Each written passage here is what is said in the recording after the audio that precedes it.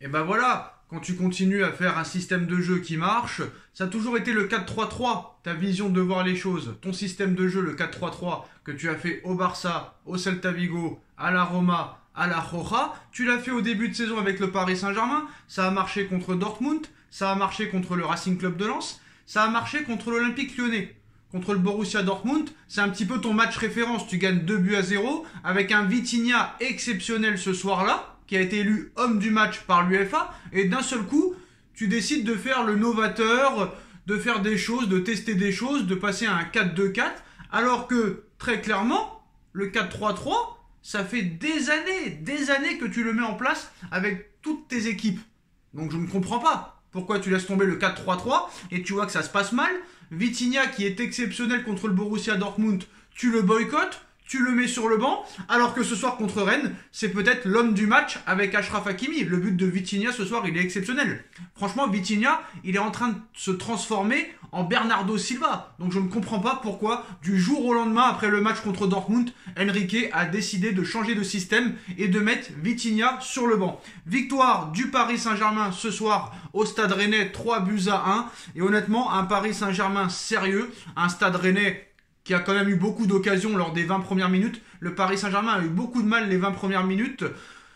Mention spéciale quand même à Gigio Donnarumma, qui te sort 2 arrêts en première mi-temps et qui permet au Paris Saint-Germain de rester à 0-0. Je pense que Rennes va très clairement regretter ces 2 grosses occasions, donc très gros match quand même de Donnarumma.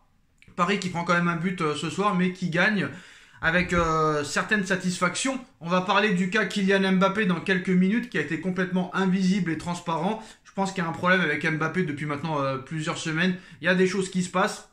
On va tenter de répondre à ça. Alors ça a commencé avec un but exceptionnel de Vitinha sur une passe décisive de Ousmane Dembélé. Ça fait plaisir, hein. Bon, toujours pas de but pour Ousmane, mais au moins une passe décisive.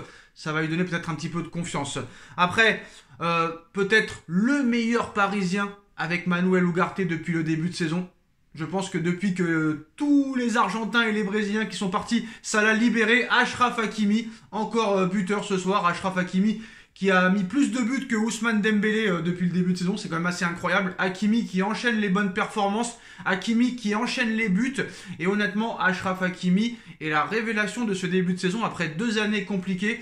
Hakimi buteur et Hakimi très très bon depuis le début de saison. C'est peut-être l'un des seuls Parisiens avec Ugarte et Zahir Emery dont il n'y a rien à reprocher. Peut-être que ce soir, ça va être compliqué d'élire l'homme du match entre Hakimi et Vitinha qui ont été complètement incroyables. Comme à son habitude, dès que le Paris Saint-Germain mène au score, Paris se relâche. Voilà, Paris à la mi-temps mène 2-0 d'ailleurs sur le but d'Hakimi. C'est une passe d'ess de Warren Zahir Emery qui enchaîne encore les bonnes performances, qui monte encore en puissance. Et honnêtement, j'ai envie de vous dire, dans Warren Zahir Emery, je vois du Pedri, je vois du Gavi, je vois du Iniesta, je vois du Xavi. On va dire que j'extrapole, mais très clairement, c'est pas loin de ça. Maintenant, il faut le prouver contre les grosses équipes, très clairement. Donc 2-0, et malheureusement, à la 56e minute de jeu, Paris qui prend un but, et heureusement, dans la foulée, Randal Kolo Muani, met ce but, ce 3e but, qui libère le Paris Saint-Germain. But de Randal Kolo Muani sur une passe décisive d'Achraf Hakimi. C'est vrai que quand on réfléchit, je pense que Hakimi est l'homme du match ce soir, avec Vitinha, numéro 2, je dirais. Très clairement, voilà, Vitinha et Hakimi ont été impressionnants, mais je mettrai quand même une mention spéciale à Achraf Hakimi ce soir, qui est buteur et qui est passeur et qui est dans tous les bons coups. Il va vite, il est aussi fort défensivement qu'offensivement, très physique. Honnêtement, Hakimi, il n'y a rien à redire depuis le début de saison. Donc voilà, victoire du Paris Saint-Germain, 3-1. Bon, voilà, 4-3-3, c'est ce que tu veux. Pourquoi tu l'abandonnes, je ne sais pas. Maintenant, il ne faut plus lâcher ce 4-3-3. Il ne faut plus lâcher ce 4-3-3. Voilà, c'est très simple, Enrique.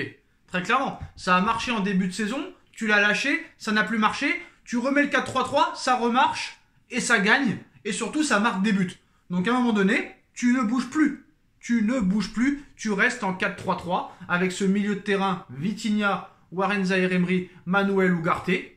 La défense, on verra quand Kimpembe reviendra, mais pour l'instant, tu restes comme ça. Donnarumma qui a fait une bonne performance, on espère que ça va lui donner de la confiance pour les prochains matchs. Maintenant, au niveau de l'attaque, je pense que Randal Kolo Muani ce soir a marqué des points par rapport à Gonzalo Ramos. Gonzalo Ramos qui n'arrive pas très clairement à la régularité. Désolé, excusez-moi. Randal Kolo Muani, je pense, ce soir a marqué des points. Et je pense que Randal Kolo Muani doit être titulaire dans les prochains matchs. Alors voilà, le Paris Saint-Germain s'impose grâce à des buts de Vitinha, d'Achraf Hakimi et de Randal Kolo Muani.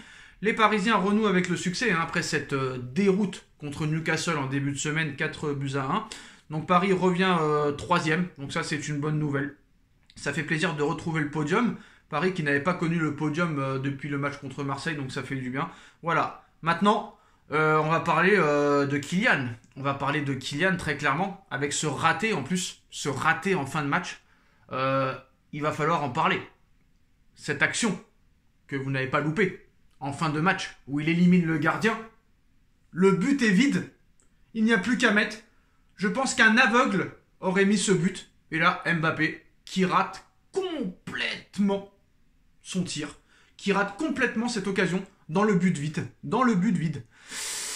Donc là maintenant, il va falloir se poser la question, qu'est-ce qui se passe avec Kylian Mbappé? En plus, l'action était vraiment grandiose, magnifique.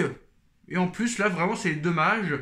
Bon, bah là, il y a un problème. Là, il y a un problème et ce raté en fin de match signifie beaucoup de choses. Et surtout, bah, il a été invisible. Invisible de la première à la 90e minute de jeu. Donc maintenant, il va falloir se poser des questions. Alors, cette victoire, on va pas se mentir, elle est ultra importante. Il y a Hakimi ce soir qui m'a impressionné, qui est surpuissant, qui est exceptionnel. Surtout quand il se lâche comme ça. Ce qui est bien, c'est qu'on a marqué 3 buts ce soir. Il y a eu beaucoup d'occasions à partir de la 30e, 40e minute et surtout en deuxième période. Là, quand il y a des occasions comme ça, en nombre et en pagaille, ça fait plaisir. Tu prends du plaisir à avoir joué cette équipe. Bon, après, c'est vrai que Mbappé n'a pas tout raté dans ce match. Il a donné quelques caviars, mais c'est vrai que là, il y a un manque de confiance cruel. Voilà. Souvent, des fois, pendant une demi-heure, 40 minutes, je crois qu'en première mi-temps, je ne l'ai même pas vu. Voilà. En deuxième mi-temps, c'était un peu mieux, mais en première mi-temps, je crois qu'il a été complètement fantomatique, inexistant. J'ai bien aimé aussi Lucas Hernandez. Je l'ai trouvé agressif et solide défensivement. Et voilà, ça fait plaisir parce qu'il y a eu un beau coaching. Il y a eu un bon coaching, surtout après le but encaissé. Le but encaissé par le Paris Saint-Germain. Et voilà, il faut que maintenant Luis Enrique, qui reste avec ses idées, lui qui veut mourir avec ses idées. Ben voilà, le 4-3-3, c'est très bien. Reste dans ton 4-3-3 toute la saison pour donner très clairement au chantier quelque chose de beau. Voilà, tu construis un immeuble, tu as tes fondations, continue sur tes fondations.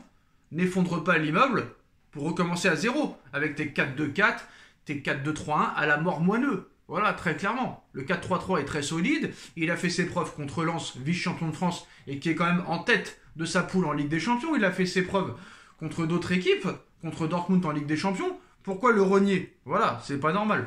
Donc voilà, maintenant victoire du Paris Saint-Germain, 3-1. Hakimi pour moi, homme du match. Le PSG sur le podium. Dites-nous en commentaire ce que vous en pensez. On like, on partage, on commente, on s'abonne. Et on se retrouve tout de suite pour le super débrief avec Nono et Avner. Tchuss.